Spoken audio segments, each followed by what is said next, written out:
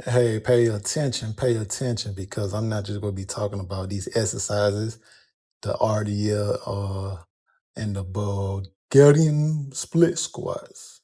I'm also giving some tips too. Pay attention. The RDL, look, you're going to need them. Hamstrings, glutes, you're going to need them. Because if you're the type to work the muscles that's in front of you, I only work out the muscles that I see type of person, you lacking. Even if you do somehow have some nice quads, you got to think, how did my quads get this nice in the first place? You working the muscles in the back of the quads, the hamstrings, the glutes. Come on now. We got to think a little. So you got to show them muscles some appreciation. Now moving on, we're doing these Bulgarian split squats. And it's mostly towards the glutes and the quads doing these.